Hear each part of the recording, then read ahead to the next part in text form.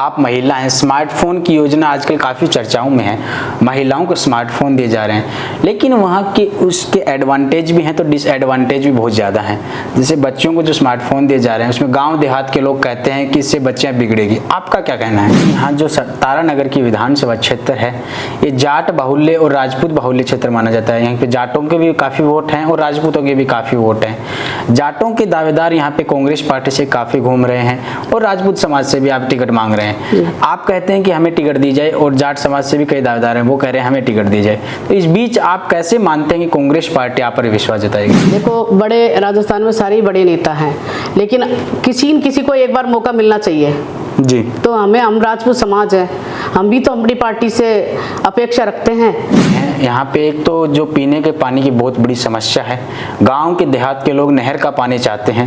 नहर के पानी का भी फेज जो पहला अभी क्लियर हुआ है, लेकिन नहर की जो लंबे समय से मांग चली आ रही है, मुझे नहीं लगता कि अभी भी इतनी जल्दी वो गांव देहात तक पहुंच पाएगी। तारानगर विधानसभा अगर मेरे को विधायक बनाकर भेजती विधानसभा तो मैं तो ये एक छोटी सी झोपड़ी लगा के यहीं रह जाऊंगी, मुझे जाने की जरूरत नहीं है, मैं इनकी सेवा में हाजिर रहूंगी हर वक्त। यहाँ पे राहुल गांधी जी की जो भारत जोड़ो यात्रा थी उसमें भी शामिल हुए थे, 1 महीने तक कंटिन्यू वहाँ पे रहे थे।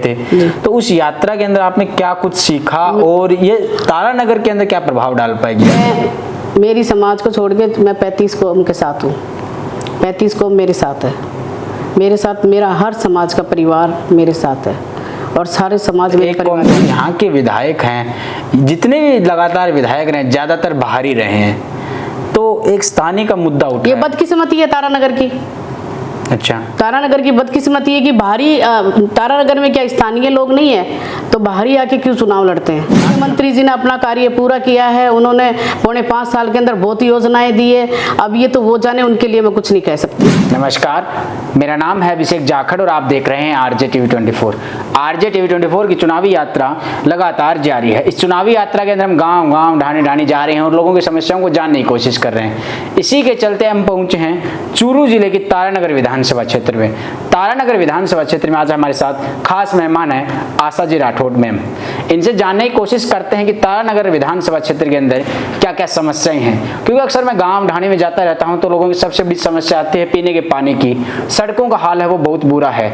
आज जानने की कोशिश करते हैं कि यहाँ पे कांग्रेस के विधायक हैं नरेंद्र जी बुडानिया साहब, उनके कार्यकाल को कैसे देखते हैं ये, और ये भी कांग्रेस पार्टी से दावेदारी कर रहे हैं। इनका कहना है कि राजपूत बाहुल्य क्षेत्र भी है ये, जाटों के भी काफी वोट हैं, लेकिन ये कहते हैं कि राजपूत समाज से इकलौते हम दावेदार हैं तो हमें टिकट दी जाए। आइए जानने की कोशिश करते हैं। नमस्कार मैम, आपका आरजे टीवी 24 पर स्वागत है।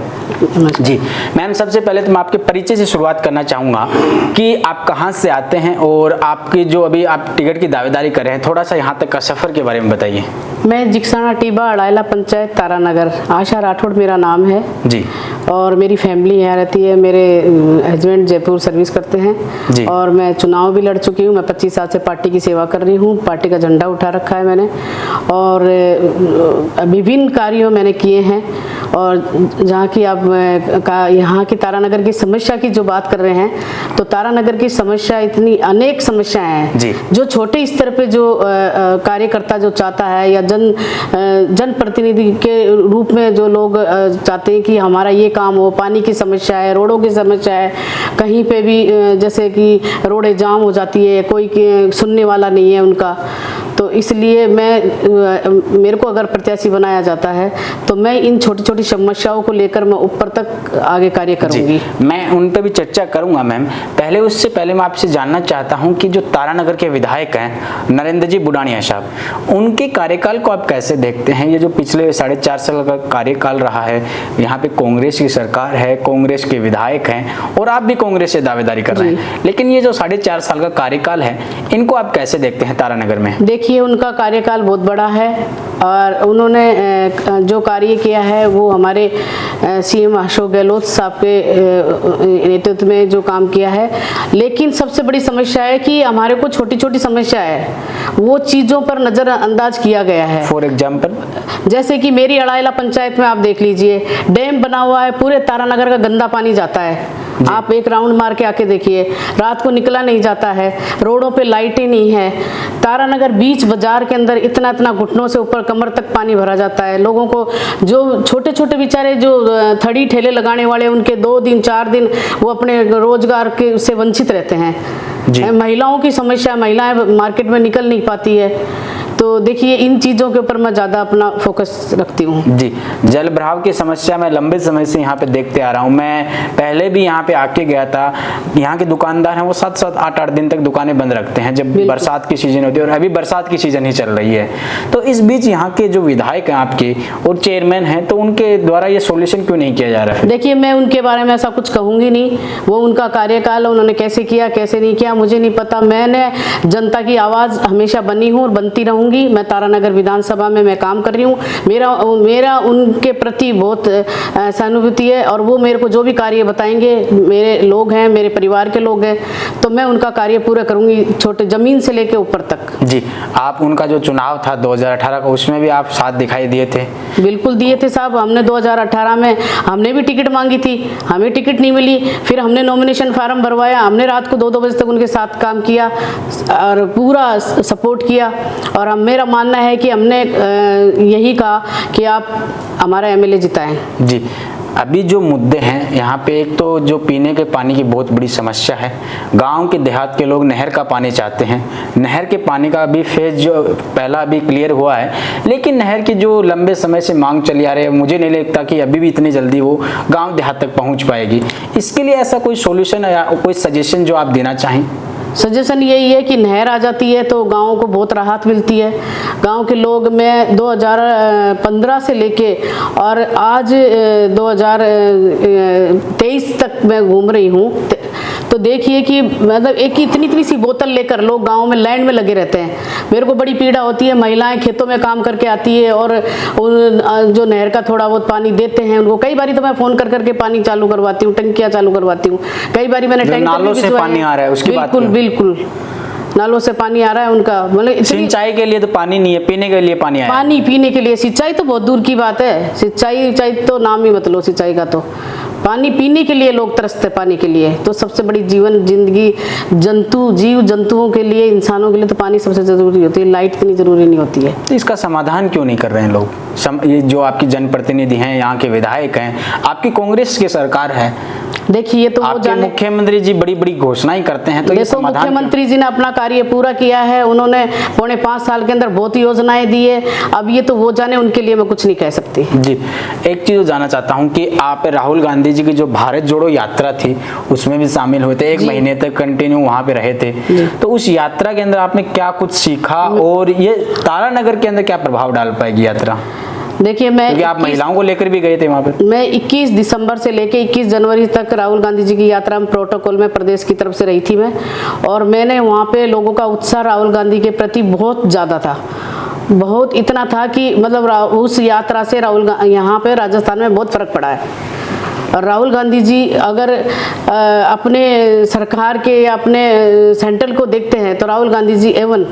जी, एक चीज़ जानना चाहता हूं मैं आपसे कि यहाँ जो तारानगर की विधानसभा क्षेत्र है, ये जाट बाहुल्य और राजपूत बाहुल्य क्षेत्र माना जाता है। यहाँ पे जाटों के भी काफ़ी वोट हैं और राजपूतों के भी काफ़ी वोट हैं। जाटों के दावेदार यहाँ पे कांग्रेस पार्टी से काफ़ी घूम रहे हैं, और राजपूत समाज से भी आप टिकट मांग रहे हैं। आप कहते हैं कि हमें टिकट दी जाए, और जाट समाज से भी कई दावेदार हैं, वो कह रहे हैं हमें टिकट दी जाए। तो इस बीच आप कैसे मानते हैं कि कांग्रेस पार्टी आप पर विश्वास जताएगी? देखिए, और यहाँ के विधायक मौजूदा कांग्रेस सरकार के हैं। देखिए मैं अपने समाज, मेरा समाज पूरे मेरे साथ है, पूरे एससी समाज मेरे साथ है, माइनॉरिटी समाज मेरे साथ है, और यहाँ पे काफ़ी अरसे से, लंबे समय से राजपूत को टिकट नहीं दी गई है। महिला हूँ, मेरा कोई विरोध नहीं है। मैं पार्टी के लिए 25 साल से झंडा उठा रखा है, स्थानीय हूँ, तो मुझे पार्टी अगर टिकट दे के सम्मान देती है तो मैं तारानगर की सेवा दिलो तन और मन से करूँगी। जी, यहाँ के विधायक हैं, जितने भी लगातार विधायक रहे, ज़्यादातर बाहरी रहे हैं, तो एक स्थानीय का मुद्दा उठा। ये बदकिस्मती है तारानगर की। अच्छा, तारानगर की बदकिस्मती है कि बाहरी, तारानगर में क्या स्थानीय लोग नहीं है, तो बाहरी आके क्यों चुनाव लड़ते हैं? सामाजिक सौहार्द के लिए क्या करते हैं आप? सामाजिक स्वार्थ मेरा ये है कि मैं जनता की सेवा करना चाहती हूँ, महिलाओं की आवाज़ बनना चाहती हूँ, बच्चे, युवा पीढ़ी सबके लिए, हॉस्पिटल सबके लिए मैं हर समस्या के लिए खड़ी रहना चाहती हूँ। अच्छा, कोरोना काल में आपने क्या क्या कार्य किया? कोरोना काल में मैंने पूरा जितने भी अपने राशन किट है, हॉस्पिटलाइज है, सैनिटाइज है, जितनी भी समस्याएं जनता की थी वो सारी मैंने पूरी ज़्यादा से ज़्यादा पूर्ति की है। जो 18 का चुनाव था वो त्रिकोणीय मुकाबला हुआ था। कांग्रेस भी चुनाव लड़ी थी, भाजपा भी मैदान में थी और निर्दलीय प्रत्याशी के रूप में चंद्रशेखर वैद्य साहब भी मैदान में थे। दूसरे नंबर पे वो रहे थे। तो आप कैसे कहते हैं कि इस बार मुझे टिकट मिलती है तो मैं ये चुनाव निकाल दूंगी, क्योंकि बुढ़ानिया साहब भी तो बड़े नेता हैं? देखो, बड़े राजस्थान में सारे बड़े नेता हैं, लेकिन किसी न किसी को एक बार मौका मिलना चाहिए जी। तो हम राजपूत समाज है, हम भी तो अपनी पार्टी से अपेक्षा रखते हैं। मैं भी राजपूत समाज से हूँ, मेरा समाज है। मैं एक राजपूत महिला कैसे घर से निकलती है, देखिए आप, घर संभालती है, बहुत मुश्किल होता है निकलना, और रात को 12 बजे 2 बजे जन प्रतिनिधियों के साथ घूमना, कार्यकर्ताओं के साथ घूमना, उनकी समस्याओं को उठाना। जी, एक चीज़ और जानना चाहता हूँ, आप राजपूत की बात कर रहे हैं तो जातिवाद यहाँ पे बहुत हावी रहता है। मुद्दों से शुरुआत हो जाती है नेताओं की। हर नेता कहता है कि हम आपके लिए विकास करवाएंगे, पीने के पानी की समस्या है उससे निजात दिलाएंगे, सड़कों का जो हाल है उसका सॉल्यूशन कराएंगे, शिक्षा को बढ़ावा देंगे।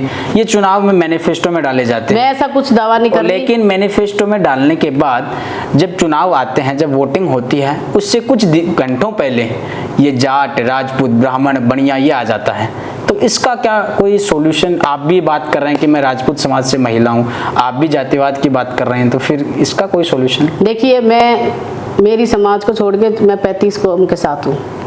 35 कौम मेरे साथ है, मेरे साथ मेरा हर समाज का परिवार मेरे साथ है, और सारे समाज में। एक कौम कौन सी छोड़ दिया आपने? एक मेरी कौम छोड़ दी ना, 36 कौम में मैं एक हूँ ना।